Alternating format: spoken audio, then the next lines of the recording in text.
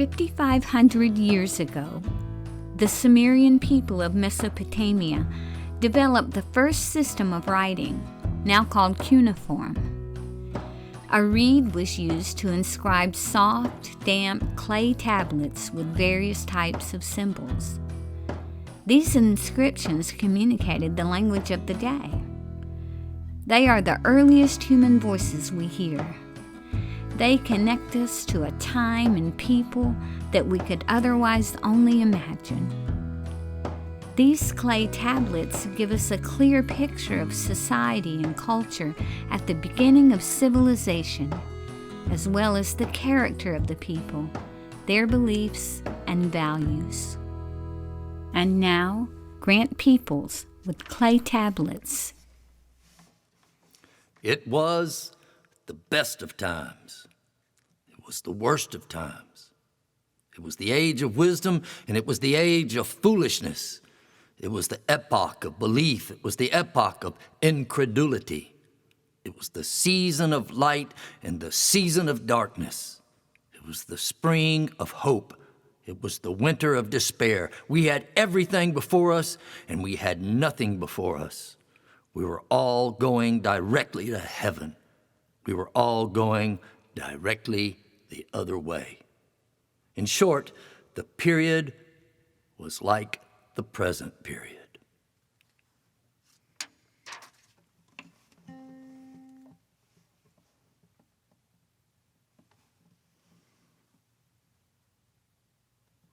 There. The way we waited for her. There's liberty. Yeah. I have to admit that that painting was instrumental in me becoming a history major in college. Contextually, I should explain, however, that we are here, of course, acknowledging, recognizing Bastille Day, and that painting was of a moment of a time that was some 40-something years after Bastille Day. The French Revolution was not like our own revolution. It was about 40 years long, in which kings were overthrown and a republic came in, and then the king came in, and Napoleon fit in the middle of that. And that was a painting that represented a battle in 1830. Now, Liberty, of course, she was Libertas was the Roman goddess, the goddess of freedom. And she was invoked she was invoked first by Caesar's assassins, and then later she was picked up by the French Revolution to represent liberty. And then, of course, 50 years after that painting was made by Delacroix, the French made a big old statue of her and sent her over here to us. However, knowing how Americans were puritanical, they covered her up. Yeah, can you just imagine if that representation of her was in New York Harbor, what kind of country we would be? At any rate, today is also, coincidentally, today is also National Nude Day. We had a discussion here at the studio whether we were going to wear clothes or not, and maybe ask people, but that didn't stay on the table very long. Women, we will bring liberty back up in the next edition of this program, because it's going to fall on August 18th. Which happens to be the 100th anniversary of the ratification of the 19th Amendment. The French, I was surprised to learn recently, I would have thought that suffrage would have come to the French way before it ever came to us, wouldn't you? I mean, it was the French who were so instrumental really in bolstering or fueling civil rights movement in the early 1920s, because all the black soldiers who had been in France had been treated equally. And they came home, they were going like, wow, they treat us fine over there. Why can't we be treated like that here? But French women didn't get their right to vote, didn't earn their right to vote, were not granted a right to vote until 1945. Anyhow, the voting statement, of course, was from The Tale of Two Cities. It's a book I read when I was in high school. It was the first time I ever read what you would call a major writer. And that reading of Tale of Two Cities also was my first introduction to Cliff Notes. But I got through the book, and it was taught by a young woman, English teacher, who did a really good job of it. She spent a lot of time on the underlying causes of what was happening there. And, and I think that's what we have to look at today. If we cannot really feel like that, that the French Revolution, it wasn't really just caused by, some king who was an absolute monarch. It was caused by these underlying conditions, and the people who were in the streets of our country in the last month or so, they weren't really out there because of what happened to George Floyd. That's what ripped the scales off their eyes. They were out there because of these underlying conditions that exist in our country. I'm going to read a thing here from George Packer, who I call he's a really good writer, and I got this out of the Atlantic last month. It's just a little piece here. And George Packer said, when the virus came here, it found a country with serious underlying conditions, and it exploited them ruthlessly. Chronic ills, a corrupt political class, a sclerotic bureaucracy, a heartless economy, a divided and distracted public had gone untreated for years. We had learned to live uncomfortably with the symptoms. It took the scale and intimacy of a pandemic to expose their severity, to shock Americans with the recognition that we are in the high-risk category. The coronavirus didn't break America. It revealed what was already broken.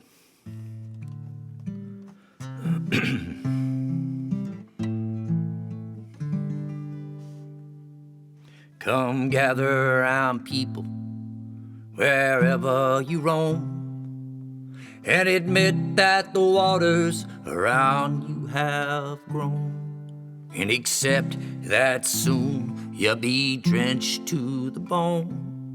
If your time to you is worth saving, well then you better start swimming, or you sink like a stone, for the times they are a-changing.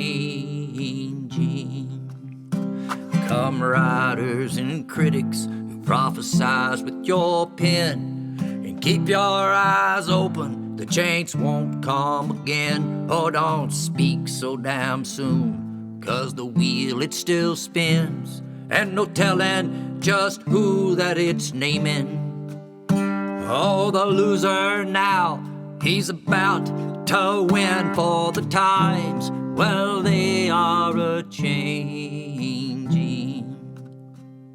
Come senators and congressmen, and please heed the call. Don't stand in the doorway, and don't block up the hall, for he who gets hurt will be he who has stalled. There's a battle in the streets and it's raging. It'll shake your windows and rattle your hall, for the times they are a-changing. You mothers and fathers all across this great land, well, don't criticize what you can't understand. All your sons and your daughters are beyond your command. Your old role, it is rapidly aging. So get out of the way if you can't lend a hand, for the times they are a-changing.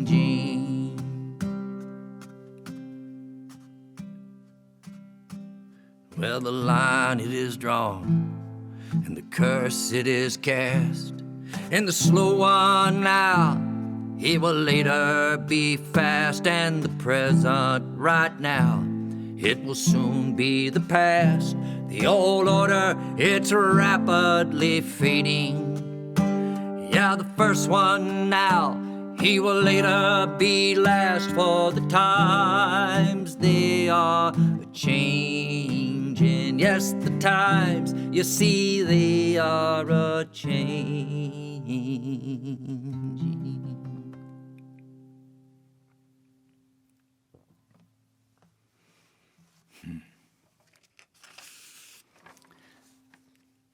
Jacques Rousseau wrote a book called The Social Contract, and I read that when I was in college. Jacques Rousseau was a philosopher who lived in the early in the mid part of the 18th century, right before the American Revolution. He died, I believe. But he was instrumental. Jefferson read him, and he had a big influence on our Declaration of Independence and on our national character and our national identity and our ideals and our values. It was his idea that we had a thing called a social contract, which either implicitly or explicitly we all kind of agreed with. And it could be anything from stopping at red lights to just being like, hey, I'm not going to walk in your house at night and get in your refrigerator and pour myself a glass of milk. These were all things. These were these kind of mores, these social norms that we all just went along with. And everything would be okay until it wasn't okay. And somebody violated those norms. And what there he is right there, look at him. I love his little smile. To me, it looks like I'm getting ready to start a lot of shit for you people. I'm going to read a little something from him right here. This is just a little something before I play a song. This is called, it doesn't have a name. This is just what he said that I think is very important. It says, "It is manifestly contrary to the law of nature." Of course, Jefferson was big on the law of nature, of course, that a handful of people should gorge themselves with superfluities while the hungry multitudes are in dire need of necessities. That was called challenging the status quo.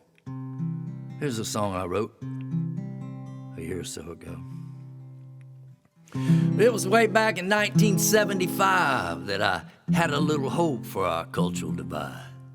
That's when I saw hippies and rednecks dancing side by side at Willie Nelson's Texan 4th of July.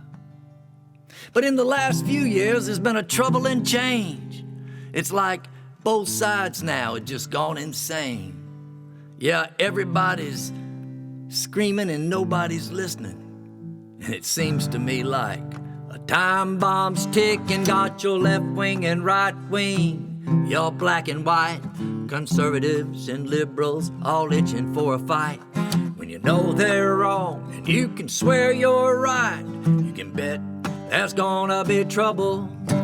So whip out a switchblade, pull out a gun, pistol whip some bitch just for fun. And don't you stop dealing till the dealing's done, till we start killing each other.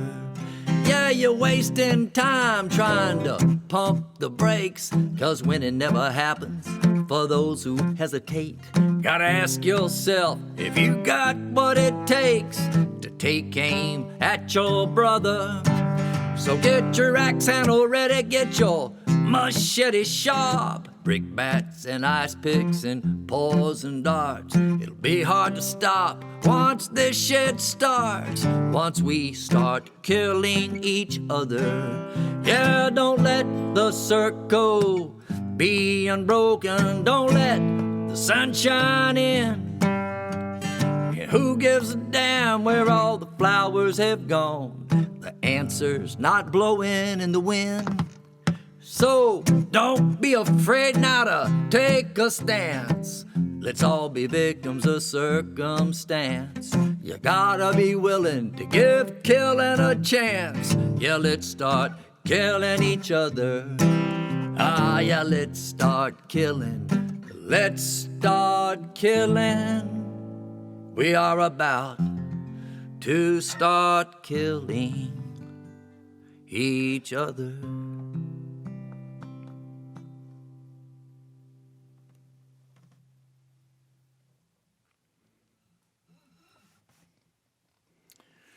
I think we're going to check in with Donna Mavity now and see what's going on in Thomasville. Donna, are you on the line? I am on the line. You're on the line. What, are y'all celebrating Bastille Day in Thomasville, Georgia? Has there been y'all got a big parade or anything like that lined up today? I think most people wouldn't know what I meant if I asked them.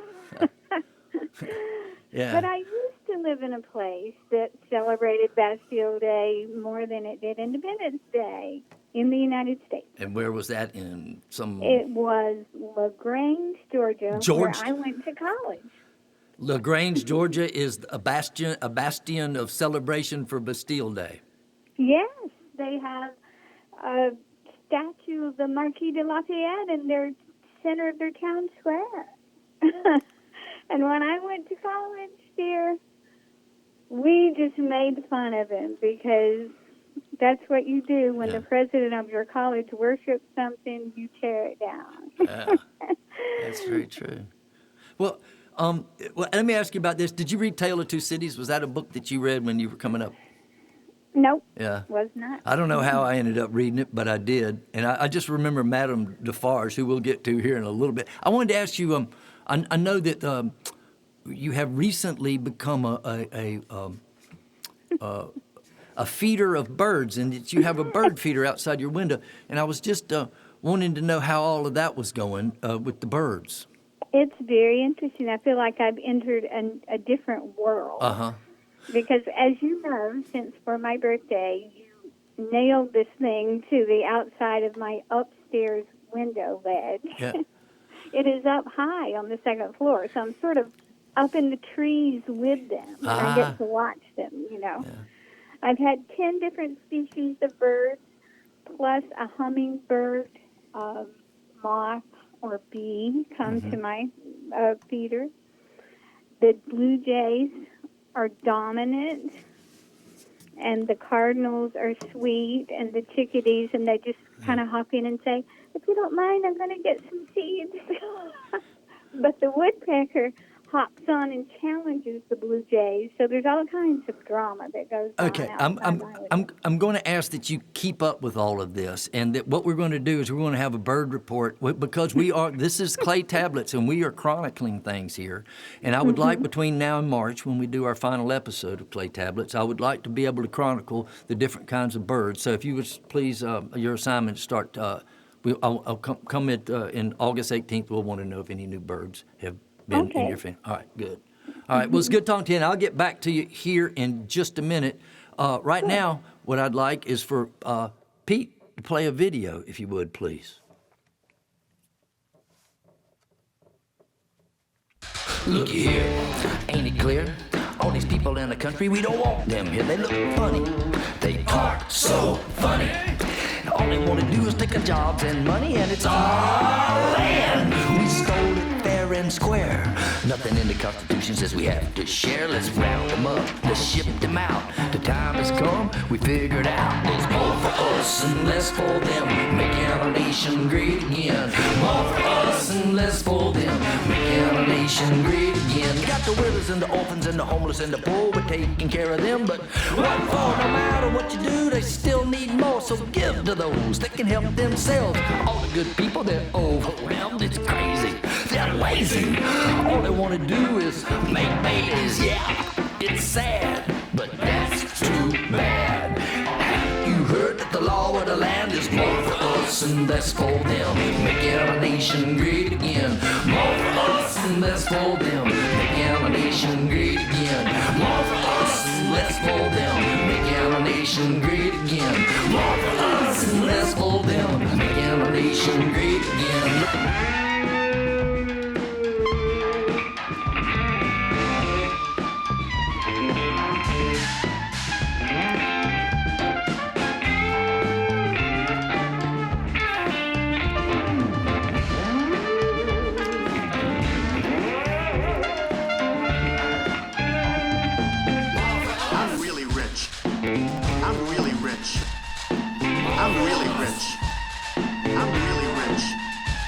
Either they believe or they don't believe, and if they don't believe like they should believe, then they won't receive not one damn thing, not anything. Oh, what a shame, it's reality. There's no guarantee in society that you get to be what you want to be unless you got that do-re-mi. Hey people, can't you see there's more for us and less for them? Making our nation great again. More for us and less for them. Making our nation great again. More for us and less for them. Making our nation great again. More for us and less for them. Making our nation great again. More for us, less for them. More for us, less for them. More for us.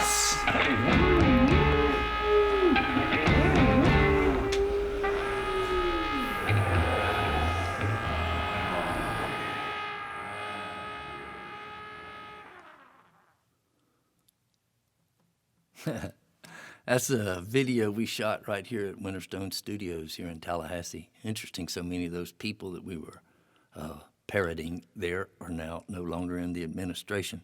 That was a song I wrote, hoping that I could get the Republican Party to take that up. Maybe they would quit playing Lee Greenwood's songs and quit playing Born in the USA and maybe take that up as their anthem. But I haven't had any real takers on that. I wanted to know if I had ever written a poem that had anything to do with Bastille Day or the French Revolution, and I had totally forgotten that I had. And my sidekick, Donna Mavity, brought it to my attention that I had written a poem that is in my poetry book called My Advice to Pilgrims. I'm going to read it to you now. It's called Threads and Needles. I have been quiet for a while, save for a poem or two, but I've been reading up on how everybody is feeling and what everybody is saying about what is going down. And all I can say is, I sure wish I had learned to sew. Because if I had, I'd be stitching right now like that French woman in Dickens' novel, you know, Madame What's-Her-Nom, the one who knitted into fabric the names of all the heads that would roll, literally, and once the chickens came home to roost.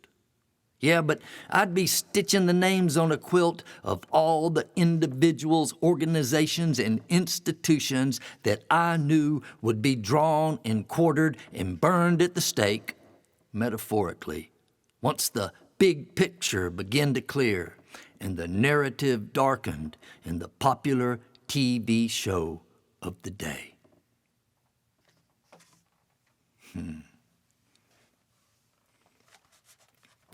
Madame Lafarge, I tell you, yeah, she was the character I really remembered in there, and that's boy, she looks wicked in there. I mean, you would not want her stitching your name in her quilt. And as y'all probably know, if you're familiar with the story, what she did is during the days preceding the revolution, there were people that had offended the republic, the soon-to-be republic, and she decided that she was going to catalog them so that they would be dealt with accordingly. She didn't want them to slip away, so she had this big quilt, and she stitched their names in that quilt, and then once the revolution had happened and the people had taken over and the king had been deposed, they went to work taking the heads off of those people whose names were on that quilt. I'm going to read another poem. This is one I did not write. This is a poem that's written by my friend Jonathan Byrd, who we're going to talk to in a minute.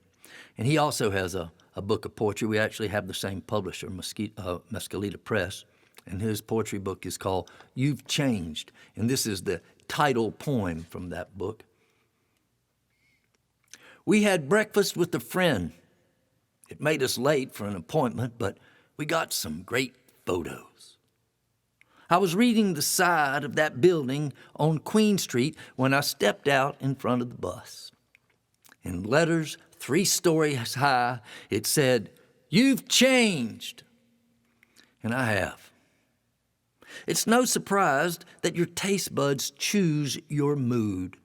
The softness of light saltiness, the pleasure of discovering everyone, the rare salvation of satisfaction.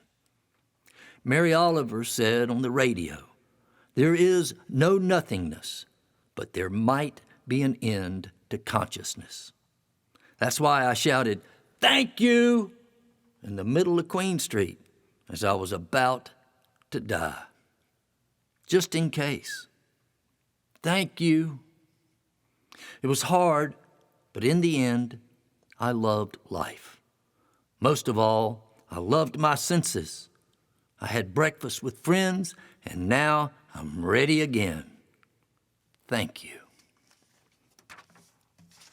And now what we're going to do, we got a song lined up that Jonathan recently wrote and recorded and made a little short video of it. And we're going to play it for you right now. I was toting my pack along the dusty Kakalaki Road when along came a semi with a hand sanitizer load. If you're going to White Cross Mac with me, you can ride. I said, thank you, but I'll stay 6 feet away if you don't mind. He asked me if I'd seen I-40 with so little traffic, and I said, listen, I've traveled everywhere I can.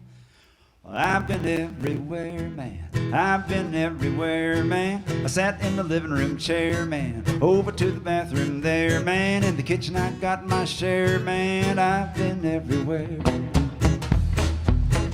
I've been to the hallway, the foyer, the mudroom, linen closet, dining room, sitting room, staring at the kitchen closet, master in the half bath, bonus room, bedroom, cleaning out the attic where there ain't no headroom. Both sides of the bed, trying out different pillows, trying to relax and watch the shows about serial killers. I've been everywhere, man. I've been everywhere, man. I sat in the living room chair, man. Over to the bathroom there, man. In the kitchen I got me a pair, man. I've been everywhere. Been to the front porch, back porch, citronella, tiki torch, couch to the lazy boy, stepping on the shark toys, hiding in the shower till the hot water runs out, wondering how long till my neighbor gets his guns out, hiding all the toilet paper, guess we need a little more, anything to go to the hot damn grocery store. I've been everywhere, man. I've been everywhere, man. I sat in the living room chair, man. Over to the bathroom there, man. In the kitchen with the silverware, man. I've been everywhere.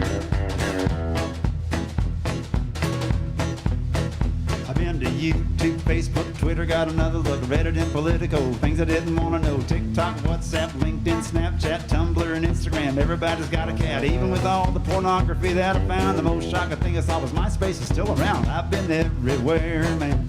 I've been everywhere, man. I sat in the living room chair, man. Over to the bathroom there, man. In the kitchen in my underwear, man. I've been everywhere. In the kitchen with my mon cher, man. I've been everywhere.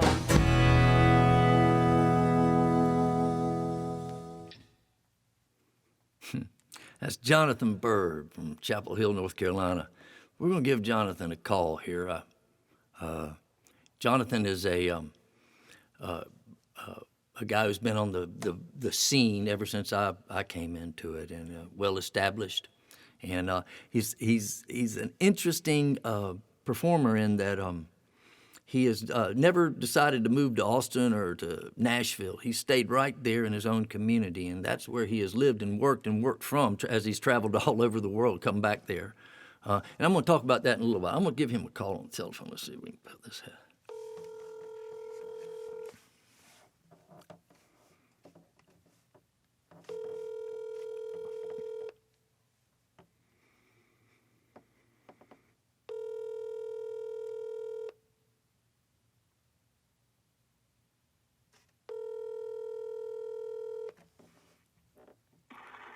You've reached Jonathan Byrd. Leave me a message today. At the tone, please record your message. When you have finished recording, you may hang up or press 1 for more options. Well, sooner or later, this was bound to sooner or later. Hey, Jonathan, this is Grant Peeples and the Clay Tablets crowd giving you a call tonight. Not sure what happened, but you're not there. Live TV here. Okay, what we're going to do, there's Jonathan. There he is. Let me see if I can do this. I'm going to try calling him one more time. And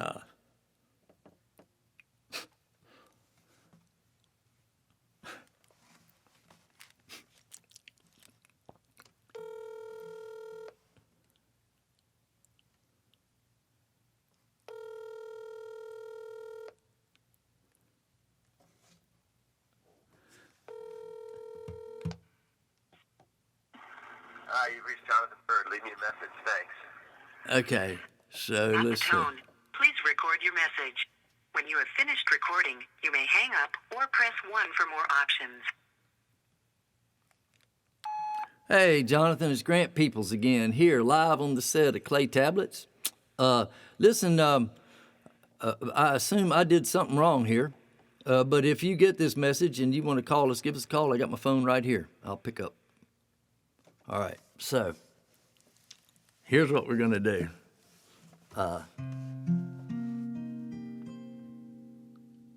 How about, Pete, we're just going to go, how about this? Why don't you just play that damn video of me? Before you do it, hang on, let me set it up if I can.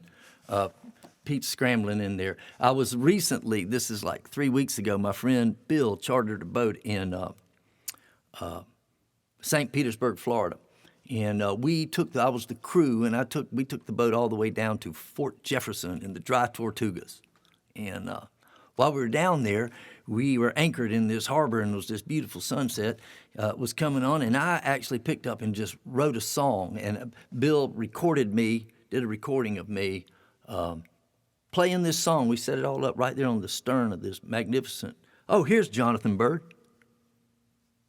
Hey, Jonathan Byrd. Hey, sorry, I don't know why I didn't get that. Oh, that's all right. Hey, How you doing? everything's going pretty good. We just played your song. I've been you're not really known for doing goofy songs. What was it like writing that thing? I mean, Oh, it was fun. I think I needed a laugh just like anybody, yeah. you know. And that was just funny to me. I just started humming that song one day. I thought, isn't that funny? I've been everywhere. You're right. Yeah, my favorite line in there, I think, was, in spite of all the pornography I've found, the strangest thing I found is that MySpace is still around. Still around. Did you really discover that in the process? So there was a lot of research involved in this song, or at least some. Yeah.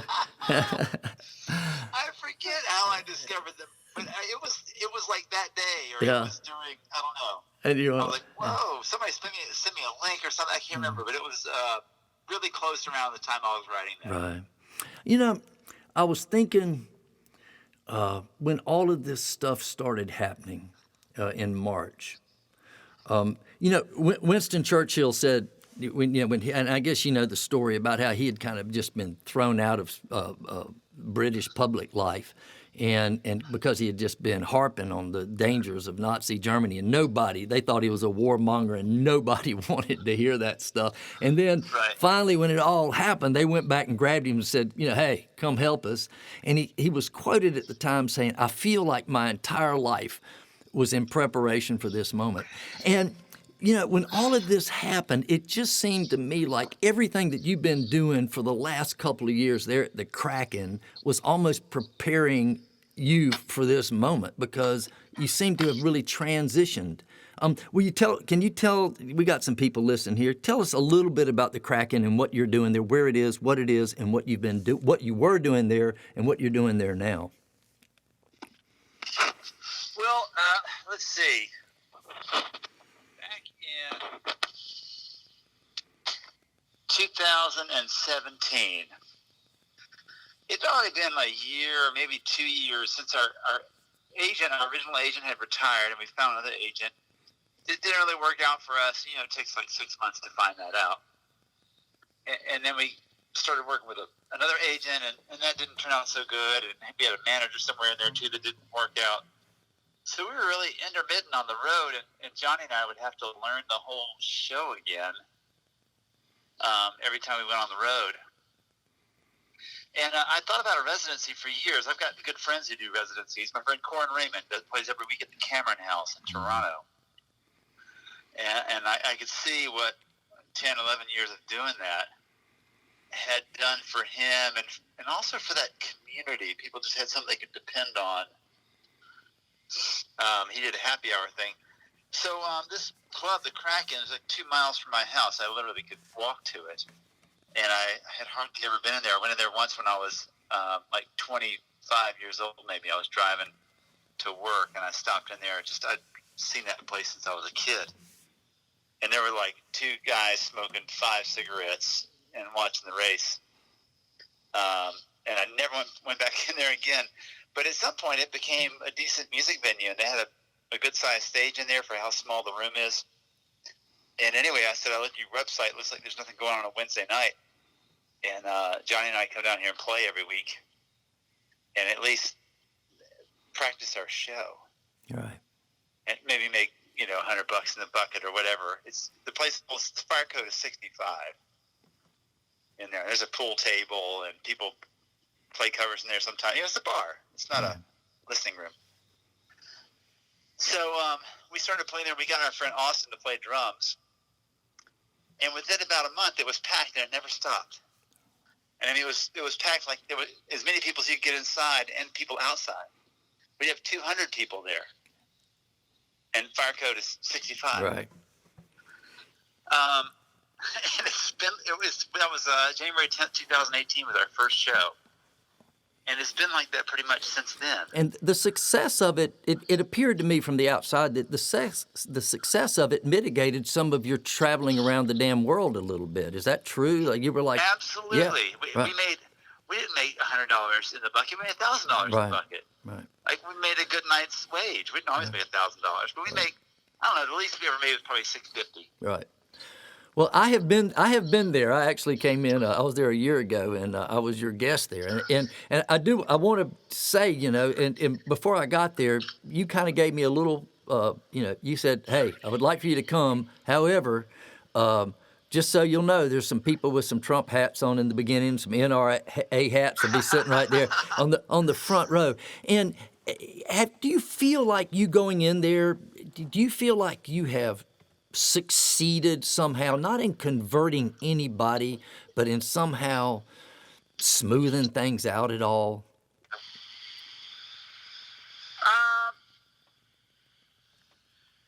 Yeah, I mean, I guess we just don't like to think about that stuff or talk about that stuff because we have so many different kinds of people there, and they're all having a great time. Right. And I mean, Lord knows I don't want to mess that up. Right, but people are coexisting in that little building, and to let people know it's not the kind of place if you were riding down the road you would go, oh, we need to stop there. It doesn't have that it doesn't have much curb appeal. And no, you might feel the opposite. Right, right.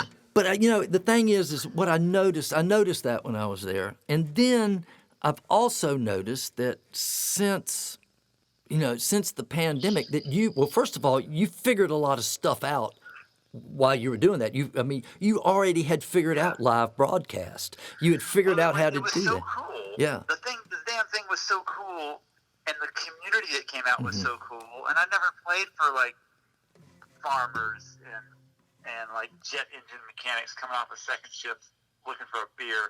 I never played for people like that. Right. And the fact that everybody was there, and like college professors and college students from UNC here or out there, and it was just such a cool scene. There was so much that was cool about it. I was like, I want to give this to people, and if we're not going to be on the road all the time, I guess one of the things about being on the road is that you go back to Colorado once a year, maybe if you're lucky, twice, once every 2 years, and today's information turnover, people just forget about you. Right. They haven't heard anything from you. So I was like, if we can figure this out. And what happened was the North Carolina Department of Natural and Cultural Resources paid these two cool kids, these videographers, to come in and make a documentary one night of our show. And they put up their own kind of like a GoPro camera in front of the stage, and then they had these nice couple of broadcast cameras on tripods that they set out in the room. And I watched what they did. I was curious, and then I saw what they did and heard it, and it was such a simple setup, and it sounded and looked so great. I thought, we gotta just do that. We could do this every week. Right. And I thought it was going to be a lot easier than it was. Right.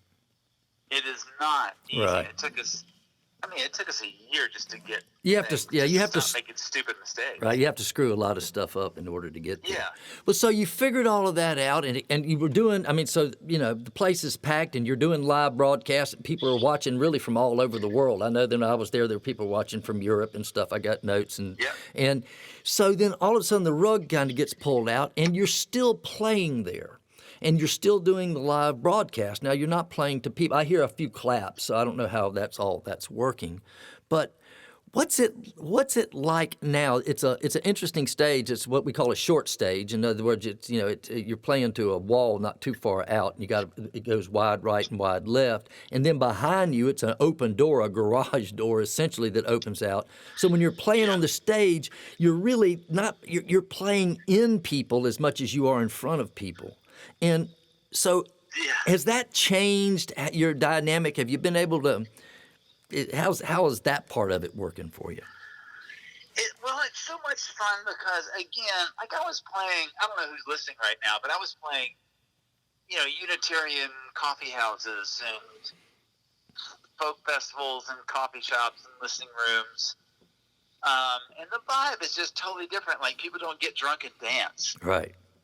And here people get drunk and dance, and they have a good time, and they holler at each other, and they kiss and whatever. Like, right.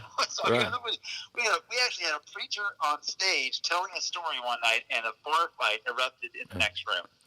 This is the Kraken. Right. So that vibe is just, I don't know, it's totally different for me, and I didn't realize that I wanted that, or maybe it's just got its own magic, and it wouldn't be the same anywhere else that was like that. Like, people wouldn't actually pay attention to you also. Yeah. Plus, what it reminds me of is Texas. You can play bars in Texas, and it's kind of the same way. Like, people are really tuned into the songs. They love songs. Right. They have a very strong songwriting culture, but they might be drinking. They might talk to somebody every now and then, but they'll also tune into what you're doing. Yeah. Well, I really appreciate you talking to us. And I want to tell you one thing before we go is, I don't know when it was, but it's been about 10 years, I guess. I heard you playing in Austin, Texas, and you played this song called, I call it the radio song. You Can't Run from the Radio. Is that the name of it? You cannot run the radio. You cannot run the radio. And it was interesting because I was in Austin and I was making my first record there, and I was really thinking, I was struggling about, man, am I going to need to move here? If I'm going to be the real deal, I'm going to have to go to Austin, or I'm going to have to go to, East Nashville or something. And you have a line, and this song is really about you just going, nah, I ain't doing that, and that you had an experience in which, and I think the line is something along the lines of, my friends tell me I need to move to Austin or Nashville, Tennessee, but I think I'm going to go back to North Carolina and let the music just come to me. And I just want you to know that really, I feel largely, I forget the name of that place. It was like a little rib place in Austin, and I really feel it.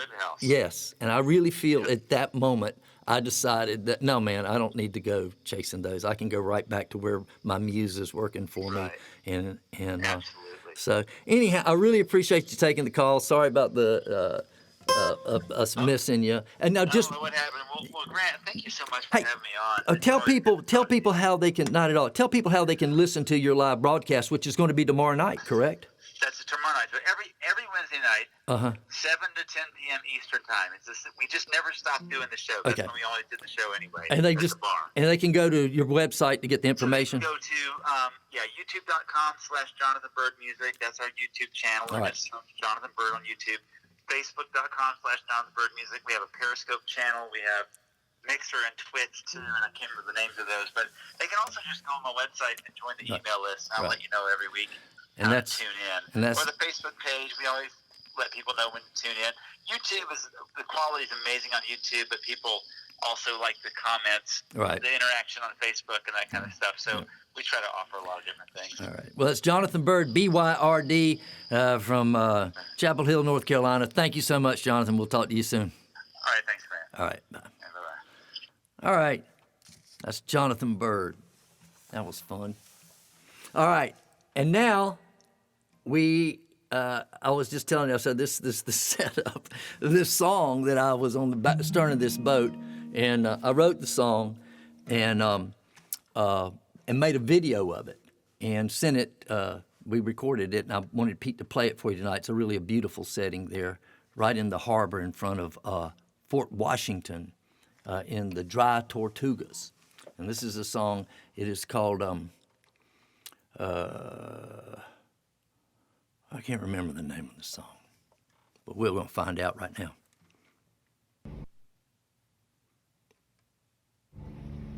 Pete, here we go. I think that's the wrong video. That is the wrong video. That was taken later. This is called Stern of the Boat. Grant, that's the video you sent me. That's what we got. Well, that happened. Dude. That happened later in the night. All right. Well, I'm just going to play it then. It's one of those nights.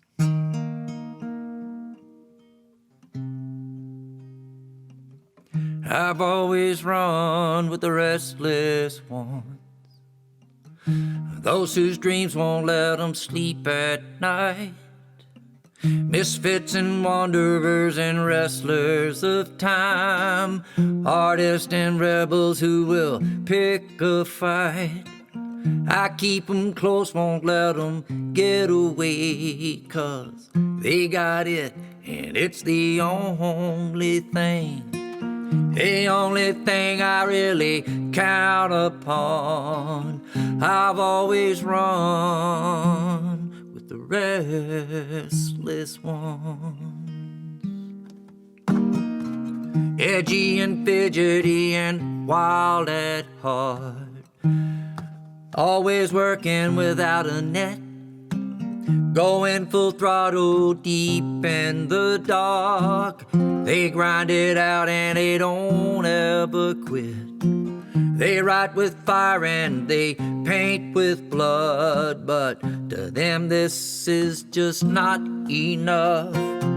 This craziness is what I feed on. I've always run with the restless ones.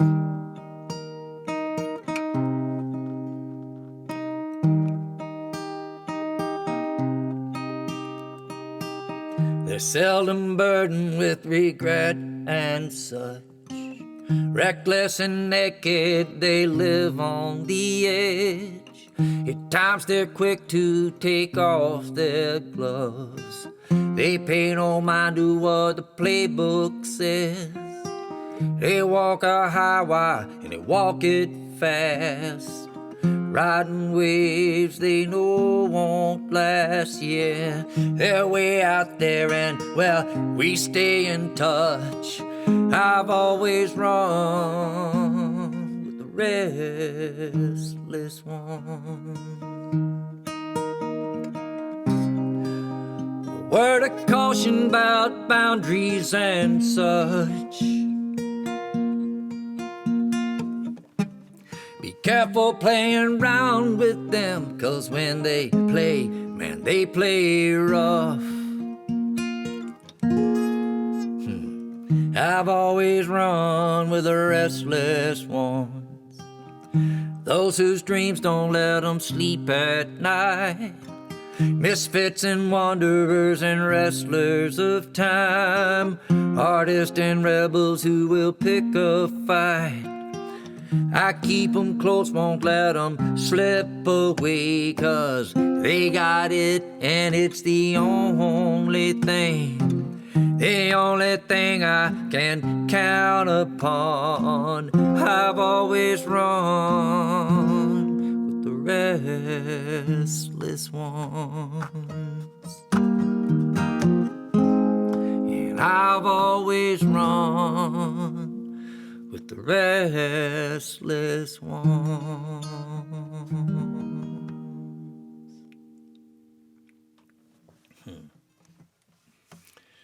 That's the most restless one I've ever run with, Mr. Jim Roche. It's time for viewer mail now. We only got one letter this month, but I think it was a good one, and it was from my friend Donna. She lives in the National Forest down in Silver Springs. She wrote, she said, "Grant, we really enjoyed your show, but I wanted to share with you about the song you sang at the end.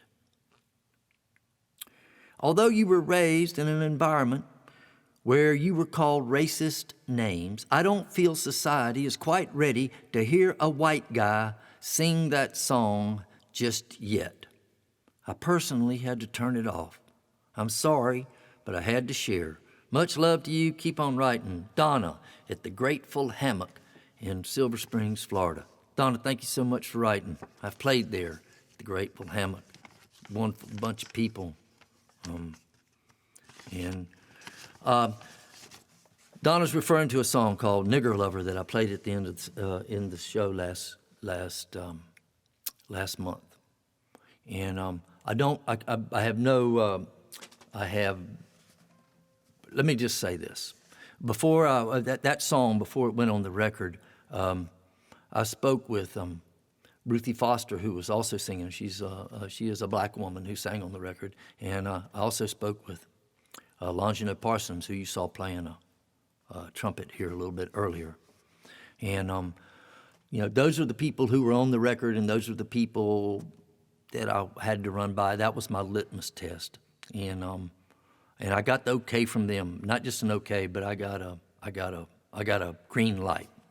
The song is, and the song is, of course, it comes out different. It sounds different at the beginning than what you find out it is at the end. It's a song about my own experience of being called that on a playground at school, and a song is about my own wounds.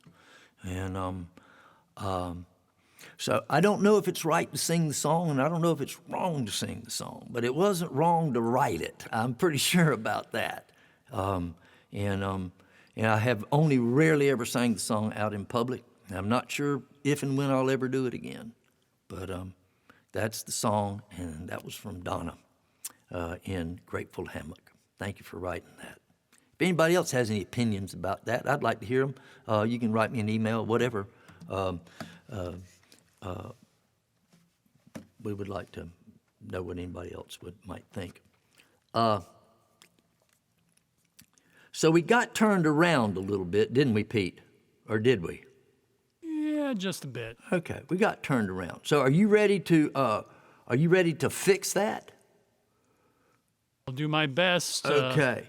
So what we're going to do now, how about you just play this video, the one that we got that I switched this around. How about you just play that video?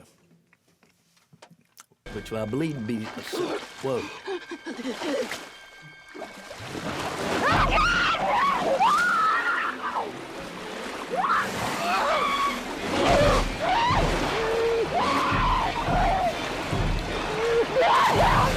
Disease spreads if it spreads. It's not so much a question of if this will happen anymore. Any shark expert in the world will tell you it's a killer. It's a man-eater. This will end. This will end. This coronavirus will go well beyond this season into next season. We will be open for business. It's going to be one of the best summers we've ever had. We have it so well under control. It's likely that this virus will cause a pandemic. Now, wait a second. There are two ways to deal with this problem. You're either going to kill this animal or you're going to cut off its food supply. Larry, we have to close the beaches. Bottom line, it's going to get worse. The economic fallout already severe. The stock market had another steep fall today, now 20% off its record high in February. And this is their new hoax. But, you know, we did something that's been pretty amazing. We're 15 people in this massive country. And because of the fact that we went early, we could have had a lot more than that. Now, why don't you take a long, close look at this sign? Those proportions are correct. Love to prove that, wouldn't you? Get your name into the National Geographic. Now the Democrats are politicizing the coronavirus. You know that. Coronavirus. But as you see, it's a beautiful day. The beaches are open, and the people are having a wonderful time. Amity, as you know, means friendship. And taking early, intense action, we have seen dramatically fewer cases of the virus in the United States than are now present in Europe. We have contained this, I won't say airtight, but pretty close to airtight. When you have 15 people, and the 15 within a couple of days is going to be down to close to zero, that's a pretty good job we've done. This is a flu. This is like a flu. Anybody that needs a test gets a test. But Americans coming back, or anybody's coming back, we're testing. We have a tremendous testing setup where people coming in have to be tested. I'm pleased and happy to repeat the news that we have, in fact, caught and killed a large predator that supposedly injured some bathers. Are we prepared? Yeah, that may not be enough if we have a situation where we really have a lot of cases. But John, let's make sure people need to understand that things will get worse before they get better. What we're trying to do is to make sure they don't get to the worst case scenario. That's what we need to do.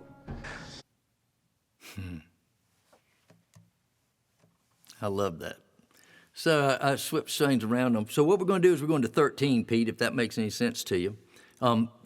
As y'all know, if you've been watching this, political cartoons have been something I've been really interested in throughout this.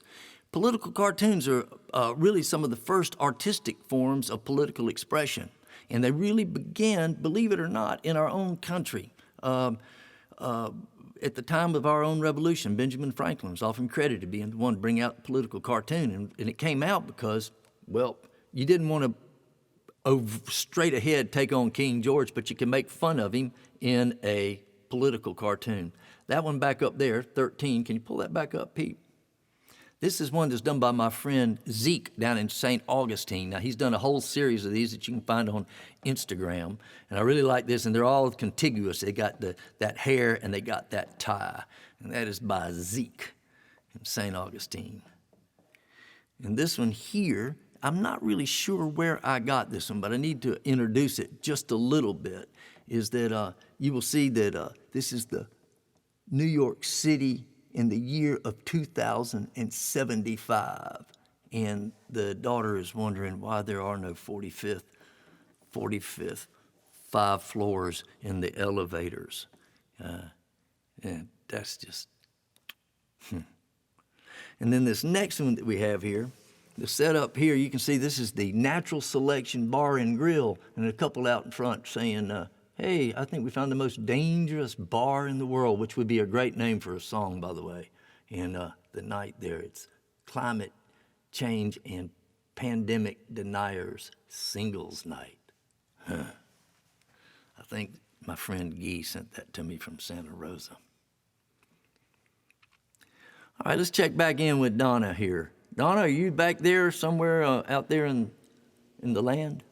I'm in the land. All right. Well, we're sort of winding up here. I threw Pete a big curveball here a little while ago. I don't know if you saw it. I jumped ahead of things. Yeah, I saw it. Yeah, but we recovered pretty well, didn't we? You did. Yeah, Right. good. Thinking on your feet. Yeah, that Living was- without a net. Yeah, that's me. Hey, a couple of things here. Is there anything that you needed to bring up? Yeah, 2 very exciting things. Okay. Number one is we love this community that's been joining us almost every week. Right. I mean, every month for this Clay Tablets program. And so we started a group. It's different from a Facebook page. It's a Facebook group, and that means we all participate and talk to each other. Mm-hmm. And we want you to join it. Okay. So on Facebook, you just look for Clay Tablets with Grant Peeples. That's Right. the name of the group. Click that you want to join, and you'll have an opportunity to share things you found, poems, pictures, memes. Yeah, we can't really get. We started this because I was just unable to cover all the things that I wanted to cover, and so we started this, and it's giving people a place where they can put their stuff up, and so we encourage everybody to post. I mean, if you got pictures and photographs and art and cartoons and whatever it is, that are basically the ideas that we are somehow, etching into some kind of fabric or some kind of thing right now. What it is, we're making records of this year, 2020, and we encourage anybody to get on there and put some things out like that. What else you got? And when I get the phone out of my hand, I'll type it in on the comments on the right so you can get the name of it. The other thing is, if you want to hear a Grant Peeples concert, as much as we love Clay Tablets, he's actually doing a concert tomorrow night for the Olathe Library in Olathe, Kansas. And he's done those shows live many times, and he was scheduled to be there, but now we have to do it online. Right. That's a Facebook Live event. It's free.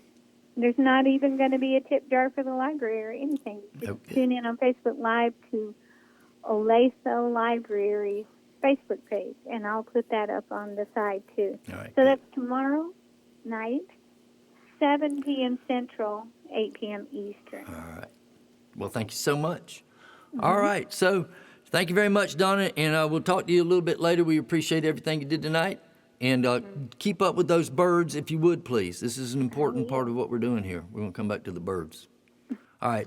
It's time now for Tweets from God. And I've told you that Gurf Morlick's introduced me to God a number of years ago in Winslow, Arizona. I've been a follower of God. I do want to say I'm a little upset that I have had nobody write me and tell me that since I've been reading the tweets from God that they are now following God. But I'm hoping that might happen. Let me see. Here's one from a few days ago. God tweeted, "To preserve the health of everyone in heaven, when people who refuse to wear masks die, I will refuse to let them in." Now, one of the things God does is God will actually come in and reply to other people's tweets.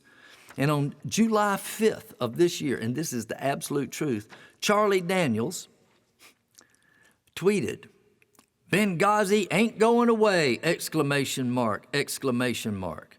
And the very next day, God tweeted, but you are.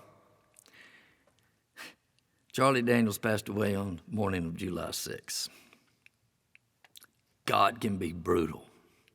Another one here, God replying to a BBC breaking news that came out on July 7th. It said, Brazil's president, this is BBC reporting, Brazil's president Jair Bolsonaro test positive for coronavirus. And God answered, just doing my part to save the Amazon. Here's one from 2 days ago. This is not the time to argue over who's responsible for the outbreak. There'll be plenty of time for the blame game after everybody's dead. And here from today, God saying, I'm no Hindu, but they have a concept called karma that I've really started getting into. All right. So here's something, as we're kind of starting to wind down here, here's a thing I would like to read from the second inauguration of Abraham Lincoln. I'm remiss that I did not get a picture of Abraham Lincoln up to follow up on this, but y'all just envision him if you would. Now, this was his inauguration address the second time, so this would have happened in January of 1865, which is 4 months before he was assassinated, and also only some, 5 months after the Gettysburg. And this is Abraham Lincoln talking. If we are going to suppose that American slavery is one of those offenses which, by the providence of God, had to be, but which now, having continued through his appointed time, he wills to remove, and that he gives both the North and the South this terrible war as the woe that is due them because of the offense of slavery, shall we discern therein any departure from those divine attributes which the believers in a living God always ascribe to him? Fondly do we hope, fervently do we pray, that this mighty scourge of war may speedily pass.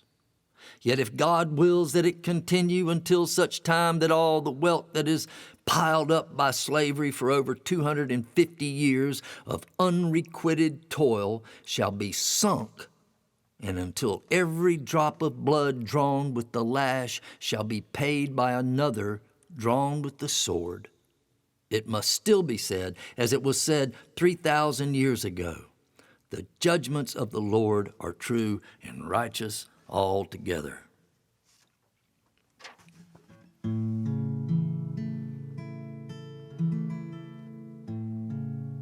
I'm no church-going, deal-closing, bulldozing, real estate yo-yo. I ain't no look at me S.O.B. gassing, Humvee to work. I'm no right-winging, scotch-drinking, golf-swinging dick around this town.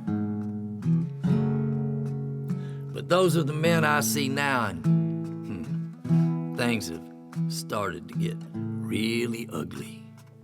My disillusion and utter revulsion, well, they're fueled by recurring notions of peril and regret. I got a knife between my teeth and a gun below the seat, and now I'm picking up speed as I see what we need to do next. You see, I'm not afraid of losing my religion. I'm a carrying on your American tradition. Got a hand on the plow and a dog in this fight, and there is sweat on my brow. I keep an eye on the prize, wanna stop the machine, stop it dead in its tracks, and then call it a Patriot Act. I'm no flag-waving, queer-hating, tax-breaking, Ronald Reagan cowboy. Ain't no rich living, bitch loving son of Republican sex. But in bars round old Tallahassee, well, that's all I see now, boy. I'm gonna re-roll my bedroll. I know what I gotta do next. My aversion to this greedy ambition, well, it's led to the fateful decision to cross over the line. I'm gonna shake out some gas and toss in a match. I'm leaving black smoke and ash on the highway behind. You see, I'm not afraid of losing my religion. I'm a carrying on this American tradition. Got a hand on the plow and a dog in this fight, and there is sweat on my brow. I keep an eye on the prize, wanna stop the machine, stop it dead in its tracks, and then call it a Patriot Act. Because that is how a patriot is supposed to act.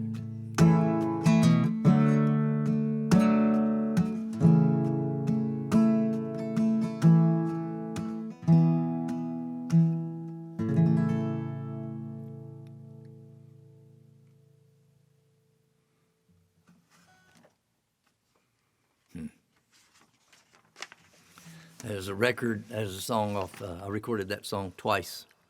Don't really remember which records. It's on my very first record, and I think the other one was on Prior Convictions. And that's a melody I robbed from a song written by a man by the name of Dave Hickey, a song he wrote called Double Die Damn, which was written in late 1960s, early 1970s. It was never recorded.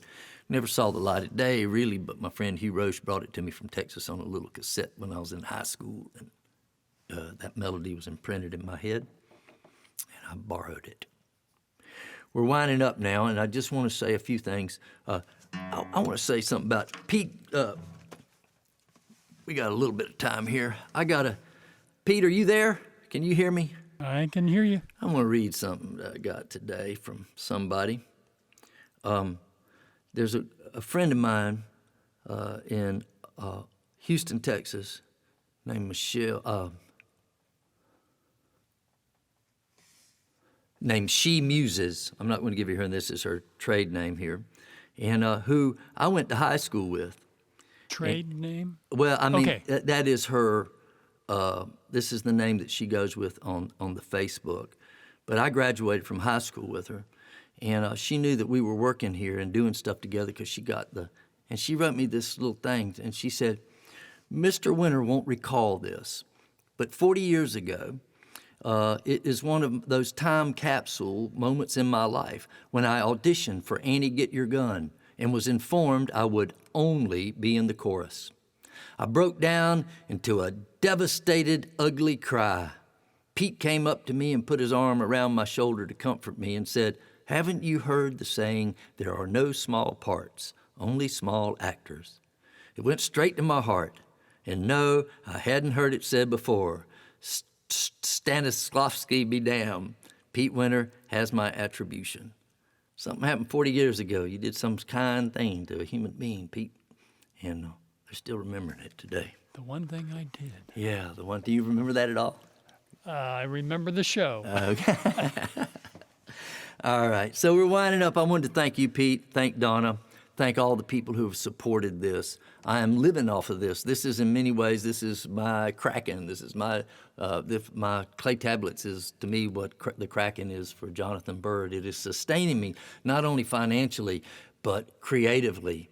And it is what puts some skip in my walk as I go through this thing that we're all going through.